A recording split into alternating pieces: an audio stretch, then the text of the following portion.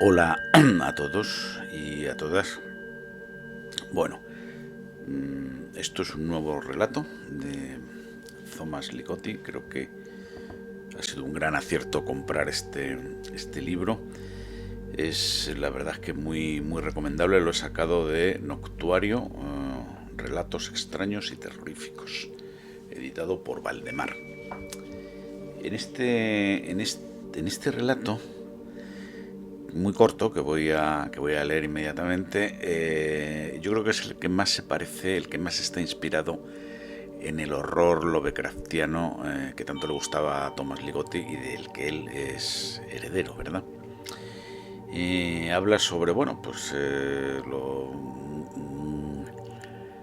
un tópico, un clásico de los cuentos de Lovecraft, y es pues el viejo estudio donde hay un pintor, o donde hay un escultor, donde ocurren cosas, donde se han invocado a determinadas entidades, ambientes lluviosos, oscuros. Yo he tenido pesadillas con esos mismos ambientes. Entonces, pero lo que más me llama la atención sobre este relato es, me ha traído a la memoria, ¿no? Al recuerdo, algo que yo siempre tengo muy presente, ¿no? Y es qué ocurre en las casas que están deshabitadas, ¿vale?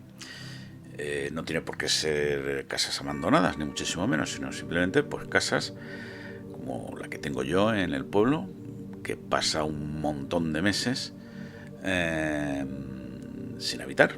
Y luego, bueno, pues están habitadas determinados meses del año y vuelven a tirarse 8 meses sin que allí pise nadie, ¿no? O la casa de mi tía, por ejemplo, que es todavía más radical el tema, es decir, se visita, no más que se habita, se visita por parte de personas, de familiares, pues a lo mejor una semana al año, solo una semana, y el resto de la semana, de las 51 semanas que quedan en el año, pues está deshabitada. De hecho, van nada más que a limpiar, a poner un poco de orden, a dar un repaso, y están una semana y se vuelven a marchar. Eso sí, la casa pues está impecable, no está abandonada, ni muchísimo menos, ¿no? Entonces, yo me pregunto muchas veces qué pasa cuando no hay nadie. O sea, no cuando estoy yo a lo mejor y subo a ver cómo va y vuelvo a bajar y no sé qué, sino cuando de verdad no hay nadie. O sea, cuando se han cerrado las puertas, no, nadie habita el viejo caserón. ¿Qué ocurre ahí? Yo creo que bien los fantasmas, que ya os digo yo que los hay, que habitan en ese viejo caserón, yo creo que se sienten ya como en casa, nunca mejor dicho, y pasan a hacerse visibles.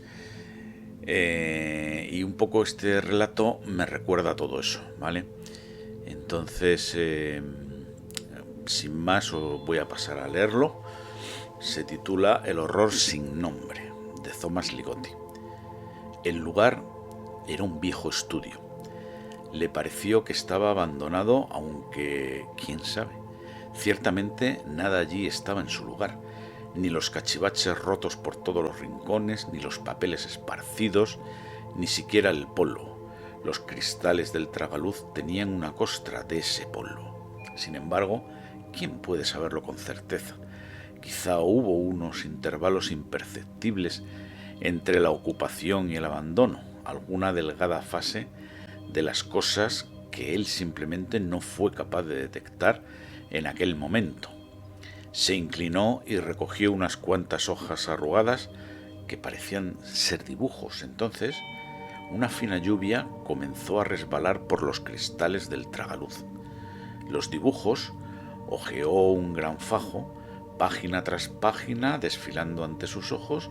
Bueno, eran tan intrincados, todo en ellos estaba formado por extremadamente diminutos cabellos o finas venas de insectos. Había formas, no sabría decir qué se suponía que eran, pero algo de la forma de estas formas, el modo en que se retorcían y brillaban, era sumamente horrible. Una fina lluvia se coló a través de unas delgadas grietas en los cristales del tragaluz. Goteaba sobre el suelo y dejaba unas extrañas marcas en el polvoriento suelo del viejo estudio. Se oía a alguien subiendo las escaleras al otro lado de la puerta del estudio. Así pues, se escondió tras la puerta, y cuando ese alguien entró, él, sin volver la vista atrás, salió, bajó de puntillas las escaleras y corrió por la calle bajo la lluvia. Ahora andaba, y la lluvia se escurría con fuerza por las alcantarillas, y vio que algo más también estaba allí. Parecía la cola de un animal, pero era una cola muy elaborada. Era arrastrada lentamente por el desagüe de la alcantarilla y se retorcía de manera extraña. Cuando estuvo más alejada, los detalles intrincados del objeto, esos elaborados diseños en los que creyó divisar un rostro sonriendo apaciblemente, ya no eran visibles y se sintió aliviado. Pero la lluvia caía ahora con más fuerza y por ello buscó un refugio en la calle. Era solo un pequeño cuarto con un banco de madera, abierto por un lado, y la lluvia resbalaba por el tejado. Largos cordones acuosos de lluvia oscilaban ligeramente al viento. Había mucha humedad allí, y los bordes deshilachados de sombras ondeaban sobre las tres paredes. Olor a humedad mezclado con algo más. Un desagradable enigma invadía el lugar, algo en sus mismos perfiles, sus contornos. ¿Qué estaba ocurriendo allí dentro? ¿Y era eso de ahí un poco de sangre? El banco en el que estaba sentado ahora brillaba húmedo bajo la luz de la luna. En el otro extremo, casi absorbida por la oscuridad del reducido rincón, había una figura inclinada, casi doblada por la mitad. Gimió y se movió un poco. Finalmente se enderezó y su intrincado cabello enmarañado se desplomó bajo la luz de la luna. Se deslizó sobre el banco, arrastrando su cuerpo y sus harapos lentamente hacia un lado.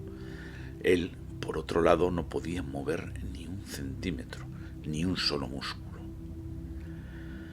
Entonces, desde algún lugar dentro de toda esa enmarañada complejidad, se abrieron un par de ojos y un par de labios, y estos le dijeron: «Permítame decirle cómo me llamo».